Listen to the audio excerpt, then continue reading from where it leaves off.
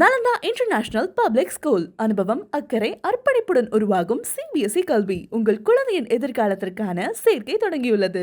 ரிஷப லக்னத்துக்காரர்கள் வாழ்க்கையில ஜெயிக்கணும்னா எந்த தெய்வத்தை வழிபடணும் சார்? இப்ப ரிஷப லக்கணம் அப்படின்னு எடுத்துக்கிட்டோன்னு உங்க கைனால எது செஞ்சாலும் அது விருத்தி தான். அதுல யோகமான ஆட்கள். ஒரு புது வீடு கட்டி நீங்க ரிஷப லக்கணத்துக்காரனை கூட்டி கொண்டு போய் அவனை ஒரு விளக்கத்தை வச்சு அன்பா ஒரு ஸ்வீட் பரிமாறி அவனை ஹாப்பியா அனுப்புங்க. அந்த வீட்டுக்குள்ள லட்சுமி கலாச்சாரம் நல்லா ஏய் அப்பா ஒரு ஹோட்டல் வீட்டில் திறக்கணும் அவங்களை கொண்டு ஆமா. இவங்க உழைப்பால் நல்ல சிறப்படையக்கூடிய மேன்மையான மக்கள். வேலை பார்க்கறதுல இன்வால்மெண்டோட வேலை வைப்பாங்க, கருத்தா வேலை வைப்பாங்க. ஆனா வேலை பார்த்ததுக்கு உண்டான கூலி கிடைக்குதான்றதை கணக்கு பார்த்து. இப்ப இதுல மிருகசீரம் 1-2, சித்திரை 1-2, அவிட்ட 1-2 பிறந்துட்டா இயல்பா இவங்க வாழ்க்கையில ஒரு உத்தியோகத்துல போய் உட்கார்ந்து நல்லா சம்பாதிக்கக்கூடிய ஆற்றல் வரும். அதுலயும் 3-4ஆம் பாதத்துல பிறந்துடுறாங்க அப்படின்னா கல்யாணம் பண்ணதுக்கு பின்னாடி தான் அவங்களுக்கு நல்ல ஒரு மேன்மையை கொடுக்கும். ஆனா அப்ப இந்த இடத்துல இவங்க என்ன மாதிரியான வழிபாடு பண்ணணும்? இதுல நம்ம முக்கியமா கவனிக்க வேண்டியது என்ன அப்படின்னா, புதனும் வக்கரமா இருக்கக்கூடாது, நீச்சமா இருக்கக்கூடாது. குருவும் வக்கரமா இருக்கக்கூடாது, நீச்சமா இருக்கக்கூடாது. இதுல புதனும் வக்கர நீச்சமாயி குருவும் வக்கரம் வச்சான்னா இவங்க தான் பொருளாதார தட்டுப்பாட்டில் அதிகமா கஷ்டப்படுறவங்க. அப்ப ரிஷபத்துல பிறந்தவங்க புதனுடைய வீட்டுல திருவாதிரை நட்சத்திரம், ராகுவோட நட்சத்திரம்னா பெருமாளுடைய அம்சத்தில் இருக்கக்கூடிய, இப்போ இவங்களுக்கு ஒரு பிஸ்னஸ் சரியில்லை, பொருளாதார ரீதியான இதாக இருக்கு, அன்எக்ஸ்பெக்டட் எக்ஸ்பென்சஸ் நிறைய இருக்கு, என்னால் சமாளிக்க முடியல அப்படின்னு சொல்லக்கூடிய இந்த ரிஷப லக்னத்துக்காரங்க த்ரூவா என்ன செய்யணும்னா, இதை மட்டும் ஒரு 12 மாசம் செய்யணும் சார். அதுக்கப்புறம் யாராவது நான் கஷ்டப்படுறேன்னு அதாவது சொல்ல வந்தா படைச்சு விடு சார். சுகமே சொல்ல சாமி. சுகமே சூழ்க செந்திலையா சாமி, எல்லா லக்னத்துக்காரரும் ஆசைப்படுறது வாழ்க்கையில ஜெயிக்கணும், ஜெயிச்சு ஒரு பெரிய ஆளா சமுதாயத்தில் வரணும்னு நினைப்பாங்க. ஆனா அவங்களுக்கு தெரியாத விஷயம் எந்த தெய்வத்தை வழிபடணும், எப்படி வழிபடணும், எந்த நேரத்துல வழிபடணும், எந்த நாள்ல வழிபடணும். ரிஷப லக்னத்துக்காரர்கள் வாழ்க்கையில ஜெயிக்கணும்னா எந்த தெய்வத்தை வழிபடணும் சார்? இப்ப ரிஷப லக்கணம் அப்படின்னு எடுத்துக்கிட்டோன்னு வைங்களேன், அது இயற்கையிலே காலபுருஷனுடைய தனஸ்தானம் அப்படின்னு பேர். இயற்கையிலே தனஸ்தானம். ஆமா, 2ஆம் இடம். ஆமா. இந்த இவங்களுடைய போக்கஸ் எதுல இருக்கும் அப்படின்னா, குடும்பம், பொருளாதாரம், இதைத்தான் அவங்க மெயின் பண்ணும். ஸ்திரராசி இது 2ஆம் இடம். இவங்களுக்கு தாக்கம் அதுல தான் இருக்கும். குடும்பத்தை பத்திய சிந்தனை, பொருளாதாரத்தை பத்திய சிந்தனை. சரி, இது இவங்களுக்கு கிடைக்கணும், இறைவன் கொடுக்கணும். பட் இதே ரிஷப லக்னம் ஸ்திரராசியோட அது மண் தத்துவம். இந்த ரிஷபம், கன்னி, மகரம் இருக்க, இது இயற்கையிலே பூமி தத்துவம். இந்த பூமி தத்துவத்தை நம்ம முன்னோர்கள் நினைச்சிட்டாங்க காலபுருஷனுடைய அர்த்த திரியோணம் ஆக்கிட்டாங்க. அர்த்த திரியோணம் என்ன? ஒரு விதை விதைக்கப்பட்டால் அது விருட்சமாக வளரும். அது இவங்களுக்கு உண்டு. இவங்க கைனால எது செஞ்சாலும் அது விருத்தி தான். அதுல யோகமான ஆட்கள். ஒருத்தனை சாதாரண இவங்க பார்த்து நீ நல்லா இருப்ப தம்பி அப்படின்னு ஒரு வாக்கு கொடுத்தாங்கன்னு சரி, நல்லா இருப்பாங்க. ஒரு புது வீடு கட்டி நீங்க ரிஷப லக்னத்துக்காரனை கூட்டி கொண்டு போய் அவனை ஒரு விளக்கத்தை வச்சு அன்பா ஒரு ஸ்வீட் பரிமாறி அவனை ஹாப்பியா அனுப்புங்க. அந்த வீட்டுக்குள்ள லட்சுமி கலாச்சாரம் நல்லா இருக்கும். ஏய் அப்பா ஒரு ஹோட்டல் வீட்டில் திறக்கணும் அவங்களை கொண்டு. ஆமா சாமி, ரிஷப லக்னத்துக்காரங்களை உட்கார வச்சு ஒரு வீட்டுல சாப்பிட வச்சு திருப்தி அனுப்புறீங்கன்னு வைங்களேன், அந்த வீடு வளர்ந்துருச்சுன்னு அர்த்தம். என்னன்னா அதுல காலைன்னு கொடுத்துருக்கான், ஆனா பசுவும் அங்கதான் இருக்கு. காலை வச்சுக்கிடுவோமே, சகல விதமான ஐஸ்வர்யங்களை கொடுக்கக்கூடிய வீடு. இந்த வீடு எல்லாத்துக்குமே யாருக்குமே கெட்டு போக கூடாது. அப்ப ரிஷபம். இதுக்கு 5ஆம் இடம் எதுனா கன்னி, 9ஆம் இடம் எதுனா மகரம். இந்த 5ஆம் இடத்ததிபதி புதன், 9ஆம் இடம் பாக்கியாதிபதி சனி. இதுல இவங்களுக்கு என்ன ஒரு கிஃப்ட் தெரியுமா? பஞ்சமாதிபதி புதனே தனஸ்தானாதிபதி ஆயிடுறாரு, பாக்கியாதிபதி சனியே கர்மஸ்தானாதிபதி ஆயிடுறாரு.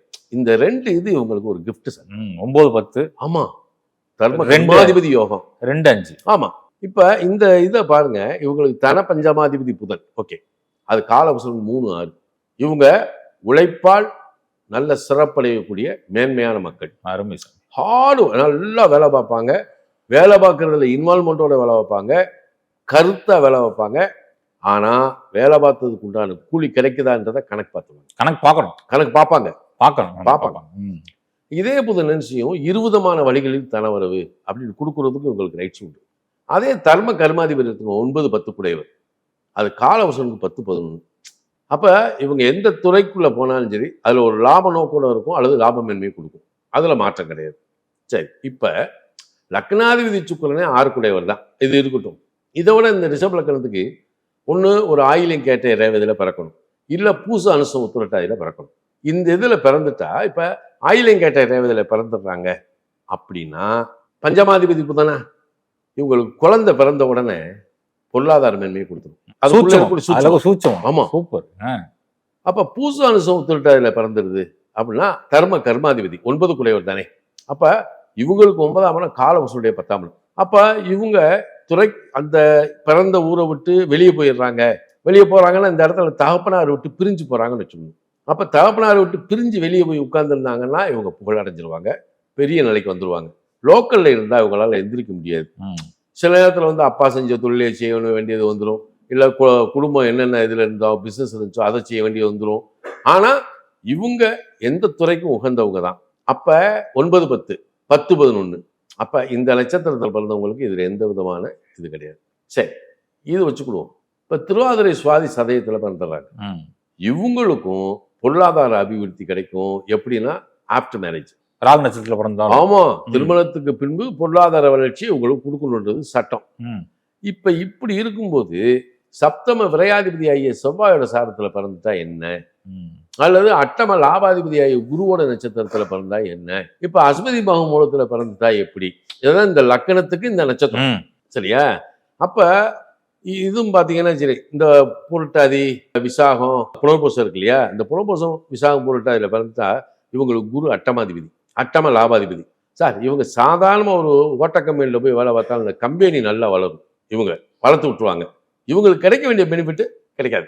நல்ல பாடுபட்டு உண்மையான உழைப்பாளி. உண்மை உண்மை 100% உண்மை. என்ன, ஆனா இவங்க போற கம்பெனி டாப்ல இருக்கும், இவங்களுக்கு கிடைக்க வேண்டியது அப்ப இவங்களுக்கு ஒரு திருப்தி தான் கிடைக்கும். இது ஒண்ணு. சரி, மிருகசிர சித்திரை அவிட்டத்துல பிறந்துடுறோம்னு வைங்க. இப்ப இதுல மிருகசிர 1, 2, சித்திரை 1, 2, அவிட்டம் 1, 2ல பிறந்துட்டா இயல்பா இவங்க வாழ்க்கையில ஒரு உத்தியோகத்துல போய் உட்கார்ந்து நல்லா சம்பாதிக்கக்கூடிய ஆற்றல் வரும். அதுலேயும் 3, 4ஆம் பாதத்துல பிறந்துடுறாங்க அப்படின்னா கல்யாணம் பண்ணதுக்கு பின்னாடி தான் அவங்களுக்கு நல்ல ஒரு மேன்மையை கொடுக்கும். ஆனா சப்தம வரையாது, 10 காசை முந்தில முடியாது.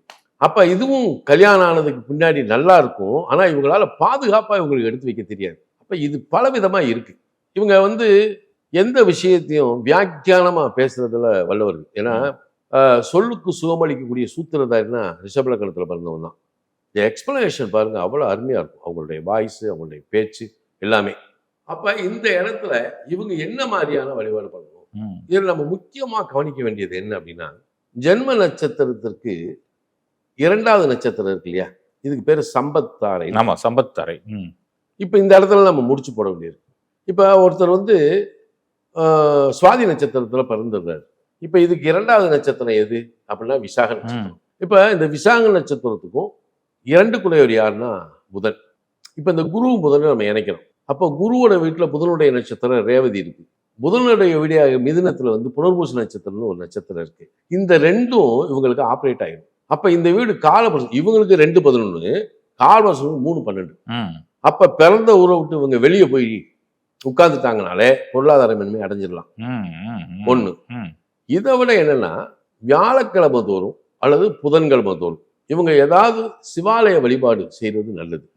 பண்ணாங்கன்னா இந்த இடத்துல இது எது, இந்த விசாகத்துக்கு தான் நான் சொல்றேன். எது, சுவாதியில பிறந்தவனுக்கு விசாக நட்சத்திரம். இப்ப 2 பேருமே புதனும் வக்கரமா இருக்கக்கூடாது, நீச்சமா இருக்கக்கூடாது, குருவும் வக்கரமா இருக்கக்கூடாது, நீச்சமா இருக்கக்கூடாது. இதுல புதனும் வக்கரம் நீச்சமாகி குருவும் வக்கரம் வச்சான்னா இவங்க தான் பொருளாதார தட்டுப்பாட்டுல அதிகமா கஷ்டப்படுறவங்க. அப்ப இதை உடைக்கணும். இவங்களுக்கு முழு நட்சத்திரம் 2ஆம் இடத்துல யார் இருக்காங்க அப்படின்னா திருவாதிரை நட்சத்திரம் தான் இருக்கு. அப்ப ரிஷபத்துல பிறந்தவங்க புதனுடைய வீட்டுல திருவாதிரை நட்சத்திரம் ராகுவோட நட்சத்திரம்னா பெருமாளுடைய அம்சத்தில் இருக்கக்கூடிய வராகமூர்த்தி வழிபாடும் பண்ணலாம். அதே மாதிரி கருடாழ்வார் வழிபாடும் பண்ணலாம். திரு ஆதிரை நட்சத்திரத்துல பிறந்தவங்க. ஆமா, திருவாதிரை நட்சத்திரத்துல பிறந்தவங்க இல்ல, ரிஷபத்துல பிறந்தவருக்கு பெருமாள் கருடாழ்வாரை சுத்திட்டு பெருமாளை தரிசனம் பண்ணாலும் இல்ல, ஒரு சாதாரண பெருமாள் வராகமூர்த்திக்கு போறேன், வராகமூர்த்தி இருக்காரு, வராகமூர்த்தி வழிபாடு பண்றாரு அப்படின்னா இவங்களுக்கு தடையில்லாத பொருளாதார மேன்மை அடையலாம். இயல்பா சும்மா இருந்தா கூட எதுல உத்தியோகம் கிடைச்சிடும், பொருளாதார அபிவிருத்தி கொடுத்துரும், இதை கொடுக்க ஆரம்பிச்சிடும். ஆனா இப்ப இதே இதுல லாபாதிபதி யாருன்னா குரு, ஆனா பாக்கியாதிபதி யாருன்னா சனி. இப்ப லாபாதிபதியையும் பாக்கியாதிபதி இங்க இணைச்சோம், குருவையும் சனியும் இணைச்சோம் அப்படின்னா சனியோட வீட்டுல புரட்டாதி நட்சத்திரம் இருக்கு, ஆனா குருவோட வீட்டுல உத்திரட்டாதி நட்சத்திரம் இருக்கு. அப்ப உத்திரட்டாதி நட்சத்திரம் யாரு, காமதேனு. இப்ப காமதேனு அப்படின்றது இப்ப போய் காமதேனு நம்ம கூப்பிட முடியாது, நம்ம இருக்கக்கூடிய கோமாதா தான் காமதேனு. அப்ப வியாழக்கிழமை இவங்க கோபூஜை பண்ணி அந்த பசுவை ஒரு 19 சுத்து சுத்துறாங்க அப்படின்னாலும் இவங்களுக்கு செல்வ செழிப்பு அள்ளி கொடுக்கும். அதை விட இவங்க குருவோட பாக்கியாதிபதி சனி 9 குடையவர், லாபாதிபதி குரு, இவங்க 2 பேரும் இணைக்கும் போது வரக்கூடியதான் இது. அப்ப இதுக்கு ஒரு கோயில் இருக்கு. என்னன்னா இப்ப இவங்களுக்கு ஒரு பிசினஸ் சரியில்லை, பொருளாதார ரீதியான இதா இருக்கு, அன்எக்ஸ்பெக்டட் எக்ஸ்பென்சஸ் நிறைய இருக்கு, என்னால சமாளிக்க முடியல அப்படின்னு சொல்லக்கூடிய இந்த ரிஷப லக்னத்துக்காரங்க த்ரூவா என்ன செய்யணும்னா, கும்பகோணம் பக்கத்துல பட்டீஸ்வரம்னு ஒரு ஊர் இருக்கு. ஆமா, அங்க உள்ள போனோம் துர்க்கை, பிரதான துர்க்கை, வனதுர்க்கை. ஏன்னா அவளை கும்பிட்டுக்கிட்டு அப்படியே அதுக்குள்ள போனோம்னா தேனுபுரீஸ்வரர் ஞானாம்பாள் இருப்பாங்க. காமதேனுபுரீஸ்வரர்னு பேர் அவருக்கு. இதே கோயில் அவங்க ஊருக்கு பக்கத்துல இருந்தாலும் போய் வழிபடலாம். நம்ம அதை சொல்ல, எனக்கு தெரிஞ்ச கோயில் வந்து கும்பகோணம், அதுல வியாக்கியானம் பண்ணுவேன், எந்த கோயிலுக்கு போக கூடாதாம்பாங்க. இல்ல சாமி, அந்த கோயில இருக்க சக்தி அதைத்தான் நம்ம சொல்றது. ஏன்னா இதுவரைக்கும் நம்ம சொல்லி எதுவுமே இதானது இல்லை.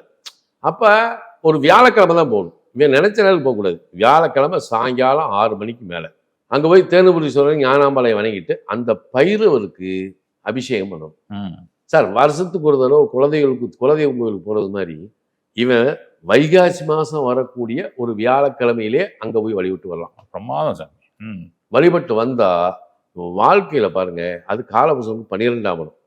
அப்ப மறைத்து வைக்கப்பட்ட அல்லது இவனுக்கு கிடைக்கக்கூடியதை பூராமே வந்து மறைஞ்சு இருக்கக்கூடிய அத்தனை எனசையும் உடைச்சு தொழில் விருத்தியை கொடுத்துரும், பொருளாதார விருத்தியை கொடுத்துரும், லாபமேன்மையை கொடுத்துரும், நல்ல நண்பர்கள் கிடைப்பாங்க, எந்த கடன் கப்பி இருந்தாலும் பைசல் ஆயிரும், யாருக்கு விரோதம் இல்லாம அப்படியே லிப்ட்ல அழகா போகலாம். தடைகள்லாம் தூள் தூளா உடஞ்சிருன்றீங்க. ஆமா ஆமா. ஏன்னா அந்த நட்சத்திரத்துக்கு அவ்வளவு வெயிட் சார். அது உத்திரட்டாய் நட்சத்திரம். ஏன்னா இவங்க நட்சத்திரமே பூச உத்திரட்டாய் தான். சரி, இது போச்சு. பூச நட்சத்திரம் ஒண்ணு இருக்குல்ல, அது வந்து ஜீவசமாதி வழிபாடு தான். ஜீவசமாதி வழிபாடு போகலாம், ஆனா இது அவங்களுக்கு வெயிட்டா இருக்கும். அப்ப ஒண்ணு கருடாழ்வார், வராகமூர்த்தி, இன்னொன்னு காமதேனு வழிபாடு. இதை பண்ண பண்ண பண்ண பாருங்க, சூப்பரா இருக்கும். அதுக்குத்தான் நான் ஒரு உபாயம் சொல்லுவேன். எல்லா லக்கணத்துக்காரங்களுக்கும், இவங்கன்னு மட்டும் இல்லை, எல்லா லக்கணத்துக்காரங்களுக்கும் மாசத்துல ஒரு தடவை உத்திரட்டாய் நட்சத்திரம் வரும். அந்த உத்திரட்டாய் நட்சத்திரத்தை அன்னைக்கு, அது என்ன கிழமையா இருந்தாலும் பரவாயில்ல, அன்னைக்கு சாயங்காலம் போல உத்திரட்டாயினுடைய அதிபதி சனி, அதனுடைய விருட்சம் வந்து வேம்பு. இப்ப ஒரு சின்ன மண்ணகல் எடுத்து நம்ம வீட்டுல வச்சு பூஜை ரூம்லயே கொஞ்சம் ஒரு வேப்பெண்ணெயை ஊற்றி நம்ம விளக்கேற்றணும் சார். இந்த வேப்பெண்ணெய் வாடை வீட்டுக்குள்ள வரும்போது அந்த வீட்டுக்குள்ள இருக்கிற ஈவில் ஸ்பிரிட் பூரா வெளியே போகும் சார். அப்படியே அந்த இடம் பூரா பார்த்தீங்கன்னா சரி, அதுல ஏகப்பட்ட என்ன இருந்துச்சோ அத்தனையும் ஈவில் ஸ்பிரிட் பூரா வெளியே போகும். மறுநாள் என்ன செய்யணும், இழுப்பெண்ணெய், ரேவதிக்குரிய எண்ணெய் இழுப்பெண்ணெய் தான், இழுப்பெண்ணெய் அதே மாதிரி ஊற்றி தீபத்திடணும். தீபத்து 1 மணி நேரம் மேலே எரிஞ்சா போதும், இல்லை எரிஞ்சாகும். இதை பண்ணும்போது பார்த்தீங்கன்னா இழுப்பெண்ணெய் போய் ஒரு வீட்டுக்குள்ள வாடை வந்துருச்சுன்னு வைங்களேன், அந்த வீட்டுக்குள்ள எந்தெந்த தெய்வங்கள் உள்ள வரலான்ற ஒரு நிலையை உண்டு பண்ணி விட்டு ரேவதியில் இழுப்பெண்ணெய். அதுக்கடுத்து விளக்கெண்ணெய் ஊற்றணும். 3ஆவது நாள் விளக்கெண்ணெய் ஊற்றி எடுத்தாச்சுன்னா தெய்வ ஆகர்ஷணம் அங்கே அப்படியே பொங்கி வரும். தெய்வ ஆகர்ஷணமே அங்கே வரும். அந்த 3ஆவது நாள் விளக்கெண்ணெய் ஏற்றும் போது அவங்க சந்ததியில் இருக்கக்கூடிய, வம்சத்தில் இருக்கக்கூடிய செய்வன குற்றத்திலிருந்து, சாபத்திலிருந்து, தோஷத்திலிருந்து நீக்கும் சகலத்தையும். அந்த விளக்கெண்ணெய் வாசமே பாருங்க, அந்த வீட்டுக்குள்ள இருக்கவங்க ஒரு புத்துணர்ச்சியை கொடுத்து ஒரு மலர்ச்சியை கொடுத்துரும். 4ஆவது நாள் அப்படியே அழகா அதில் ஒரு நெய்யை ஊற்றி ஏற்றிடணும். மகாலட்சுமி வாசம், தெய்வம், அவங்க குலதெய்வ வாசம், பரணிக்கு. ஆமா, பரணி அப்படியே உள்ள வந்துடும். இவங்க குலதெய்வம் வந்துடும், இஷ்ட தெய்வம் வந்துடும், பெண் தெய்வம் வந்துடும், எல்லாம் வந்து அப்படியே அழகா உள்ளுக்குள்ள வந்து கலகலன்னு வீடு மாறிடும் சார். நெய் தீவம் போட்ட உடனே மறுநாள் அதில் தேங்காய் எண்ணெய் ஊற்றிடணும். தேங்காய் எண்ணெய் ஊற்றி ஏற்றிடணும். ஏற்றினா உள்ள வந்த தெய்வங்கள் அத்தனையும் ஸ்டாப் ஆகிடும், நின்றுக்கணும். இன்னும் கேரளா பார்த்தீங்கன்னா தேங்காய் எண்ணெய் இதெல்லாம் வந்து, ஏன்னா அங்கே இருக்கிற பகவதி, அந்த தெய்வமே அதுக்கு தான் கட்டுப்படுது. அப்போ தேங்காய் எண்ணெய் ஊற்றின நறுமணம் வீட்டுக்குள்ளே பார்த்தீங்கன்னா கமன்னு வந்துடும் சார். இப்படி வரும்போது மறுநாள் இந்த எண்ணெயெல்லாம், எல்லா எண்ணெயும் இருக்கும் இல்லையா, ஊற்றி தீபம் ஏற்றி ரோகிணி அன்னைக்கு ஒரு சக்கரை பொங்கல் வச்சு, காப்படி சக்கரை பொங்கல் வச்சு தாம்பாளத்தட்டில் இலையில போட்டு அருகம்புல் எடுத்து வச்சு 2 வாழைப்பழம், 5 வாழைப்பழம், 7 வாழைப்பழம், சத்துக்கு தகுந்தாலும் வைக்கலாம், வச்சு பூஜை ரூமில் விளக்கேற்றி நல்லா இது பண்ணணும், சங்கல்பம் பண்ணணும். எங்கள் குடும்பத்தில் இயற்கையாவோ செயற்கையாவோ ஏதேனும் வினைக்குற்றமோ செயற்குற்றமோ பொருட்குற்றமோ எந்த குற்றம் இருந்தாலும் சரி, செய்வின குற்றமாக இருந்தாலும் சரி, திருஷ்டியாக இருந்தாலும், தோஷமாக இருந்தாலும், சாபமாக இருந்தாலும் சரி, அதை நீக்கி எங்கள் வீட்டில் எப்பயும் ஐஸ்வர்யம், ஆனந்தமும் ஆரோக்கியமும் இருக்கணும்னு வேண்டிட்டு அதை ஒரு பசுமாட்டுக்கு வச்சு பசுமாட்டை சாப்பிட விட்டுட்டு அந்த பசுமாடை சுற்றி கும்பிட்டு வந்துட்டாங்கன்னா போதும் சார். எத்தனை சுத்தணும்? 19 சுற்று சுற்றணும். அவங்க முடிஞ்ச அளவுக்கு சுற்றிக்கலாம். ம். சரியா?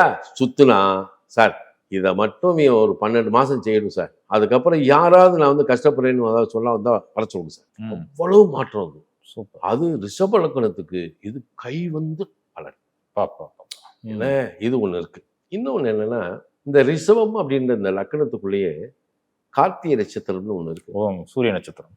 ரோகிணி நட்சத்திரம்னு ஒன்று இருக்கு, மிருகசீரிட நட்சத்திரம். இப்போ நம்ம இதை எடுக்க வேண்டாம், கார்த்திகை எடுத்துக்கங்க. இப்போ லக்கணத்தை வந்து கிழமையாக்குங்க, வெள்ளிக்கிழமை. அந்த சூரியனை வந்து மாரியம்மன் ஆக்குங்க. ரிஷப லக்னத்துக்காக ஆமா. சுக்கிரன் அதிபதினால வெள்ளிக்கிழமை எடுத்துக்கணும். ஆமா, ரைட். சரி. பெருமாள் கோயில் இவங்க கிராமத்துல தேட முடியும்? கிராமத்துல அப்படி பெருமாள் கோயில் இருக்காது. போகணும்னா கொஞ்சம் தூரம் போகணும். அங்க இருக்கக்கூடிய பெண்கள் அவங்க என்ன பண்ணுவாங்க, கை மேல வந்த இது என்னன்னா வெள்ளிக்கிழமை மாரியம்மன் கோயிலில் போய் அம்பாளை வழிபட்டு, அம்பாளுக்கு ஒரு அதாவது வீட்டில் இருக்கிற ஒரு புஷ்பம் சாத்தலாம், எது வேணாலும் செய்யலாம். என்னால என்ன முடிஞ்சிருக்கோ அதை செஞ்சுட்டு வரலாம். செஞ்சுட்டு- முடியலையோ கல்கட்டை கூட வாங்கி வச்சு சார் அந்த அம்பாளை வெள்ளிக்கிழமை ரிஷபத்துல பிறந்தவங்க மாரியம்மன் கோயிலில் போய் அந்த அம்பாள் இதை விட வசதி இருக்குன்னா அந்த அம்மாவுக்கு வெள்ளி கண்மலர் சாத்தலாம். பெண்கள் வந்து பொட்டுத்தாலி சாத்தலாம். ஒரு தடவை சாத்தினா போதும். அப்படியே ஒரு 20 சுத்து அம்பாட்டை சுத்திட்டு வேண்டுதலை மட்டும் வச்சு வர சொல்லுங்க சார். நீங்க வெள்ளிக்கிழமை மாரியம்மனை கும்பிடுறவன் வசதியான வீடு, வசதியான வண்டி, சுகபோகங்கள் அள்ளி கொடுத்துட்டு போய் சார். இது இயற்கையா ரிஷபலக்கணத்துக்கு இருக்கக்கூடிய மிகப்பெரிய நிச்சயமா. இந்த ரிஷப லக்னக்காரர்களோட குடும்ப வாழ்க்கை எப்பயுமே ஒரு சர்ச்சைக்குரியதா இருக்கு சாமி. அதுல இருந்து வெளியே வரது இது எப்படின்னா ரிஷபலக்கணத்துல பிறந்தவங்களுக்கு வந்து இது 2ஆம் இடம் குடும்பஸ்தானம் தான். 7ஆம் இடம் அப்படின்றது கலஸ்தஸ்தானம், அது காலபுருஷனுக்கு 8ஆம் இடம். ரிஷபத்துல பிறந்தவங்களுக்கு திருமணம் அப்படின்ற ஒரு விஷயம் பெரிய சாட்டிஸ்ஃபேக்ஷன் அமைஞ்சாதா இது வரைக்கும் இல்லை ரிஷப லக்னம். ஆமா, இல்லை. ஏன்னா இதில் இதையும் சொல்லணும், நான் அவங்களுக்கு நிறைய கவுன்சிலிங் கொடுப்பேன். ரிஷபலக்கணத்துக்காரனுக்கு ஒரு பொண்ணு ஓட்டுறோம் இல்லையா, அந்த பொண்ணு பிறந்த வீட்டில் பார்த்தீங்கன்னா சரி, சாந்தம், பொறுமை, நிதானம், அன்பு எல்லாம் இருக்கும். இவன் தாலியை கட்டின அடுத்த நிமிஷத்துல இருந்து கோபம், வேகம், சீற்றம், சுயநலம் ஆயிடும். அந்த பிள்ளையை நம்ம குறை சொல்லக்கூடாது. இவன் ஜாதக ரீதியாக தான் அது இருக்கு. ஆனால் இதை சாந்தப்படுத்துறதுக்கு இந்த மாரியம்மன் கோயில் இருக்கு பார்த்தீங்களா, இதை வழிபட்டாலே இவன் மனைவி மக்கள் பூராமே அவ்வளவு அழகா மாறிடுவாங்க. ஏன்னா இதுக்குள்ள அவ்வளவு விஷயம் இருக்கு. இந்த ரிஷபத்துக்கு மிகப்பெரிய ஒரு சக்தி இது. நிச்சயமா சாமி. இது ஏன் உங்கள்கிட்ட கேட்கணும்னு தோணுச்சுன்னா, காலபுருஷ தத்துவத்தையே உருவாக்கின ஒரு கோட்பாடை உருவாக்குனது நீங்க தான். ஸோ இதை சொல்றப்ப நம்ம பார்க்குற உறவு ரொம்ப சந்தோஷப்படுவாங்க. ஒவ்வொன்றுக்கும் ஒவ்வொன்றும் இருக்கு. இதை விட இதுல ஒவ்வொரு விஷயத்துக்கும் இருக்கு. நீங்க ரிஷபலக்கணத்துக்காரங்க ஒரு வீடு கட்டுறாங்கன்னு வைங்களேன், 4ஆம் இடம் வீடு நிலம். ஆமா இல்லையா? ரிஷபத்துக்கு 4ஆம் இடம் காலபுருஷன் கஞ்சாமம் சார். அவன் 10க்கு 10 ஒரு ரூம் கட்டினாலும் சரி சார், ஒரு குச்சுரு போட்டாலும் சரி, கூரை வீடு கட்டினாலும் சரி, அது அழகா அமையும். அதை விட பங்களா பார்த்தீங்கன்னா இப்போ இன்டீரியர் அந்த வீதியில் போனால் அடையாளம் சொல்ற மாதிரி அவன் வீடு அமையும்னா பாருங்களேன். அரண்மனையினுடைய நிலையை ஒத்து நல்லா பளிங்கு தரை கொண்ட இல்லம். இப்போ உள்ளுக்குள்ள உபயோகம் ஆர்டிஃபிஷியல் இது பூரா இவங்க தான் இந்த இசைக்கருவிகள் வந்து மற்ற ஆர்ட் இருக்கு இல்லையா, ஸ்பீக்கர் எல்லாம் வச்சு ஹோம் தியேட்டர் வச்சு கலக்கிறது. ஹோம் தியேட்டர் ஒரு பக்கம், ஆர்டிஃபிஷியல் இது நிறைய வச்சிருப்பாங்க. அவங்களுக்கு நிறைய பிடிக்கும். அவங்க வீடு அவ்வளோ அம்சமா அமையும் சார். ஆனா அந்த வீட்டுக்குள்ள போனீங்கன்னா சரி வெக்க தாங்காது. ஆமா, வெக்க தாங்காது. ஆனா அருமையா அமையும் இவங்களுக்கு நல்ல ரிஷபலக்கணத்துக்கு நிறைய இதுல விஷயங்கள் இருக்கு. அதை இதை ஒழுங்கா எடுத்துக்கிட்டா இவங்க என்ன லக்கணம் என்ன இவங்க எந்த ராசியினாலும் சரி, ரிஷப லக்கணத்துல வந்துட்டியா இந்த வழிபாடு இது செஞ்சாலே இவங்க வாழ்க்கையில மாற்றம்.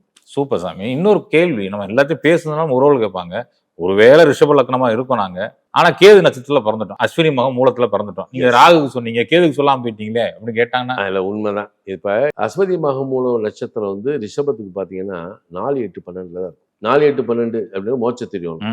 அதுவே இவங்களுக்கு காலபுருஷனுடைய தர்ம திரியோன். இப்ப நம்ம அஸ்வதி மகம் மூலத்துக்கு சொல்லியிருக்கோம்.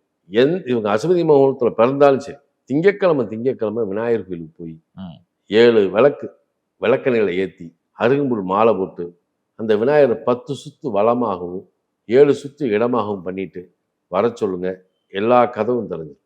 Super sir, easy. இது அதிர்ஷ்ட கதவுகள் திறந்துரும். அருமை சாமி, அருமை. ஏன்னா இப்ப ரிஷபத்துல பிறந்தவங்களுக்கு அஸ்வதி மகம் மூலத்துல பிறந்தாச்சுனாலே ஏமாற்றங்கள் நிறைய இருக்கும். இந்த ஏமாற்றத்திலிருந்து இது விலகிறது இது ஒண்ணுதான் வழி. பக்காவா பண்ணலாம். சூப்பர் சாமி, சூப்பர். நெஞ்சாத நன்றிகள் சாமி. சுகமே சொல்லு. வாழ்த்துக்கள் செந்திலையா.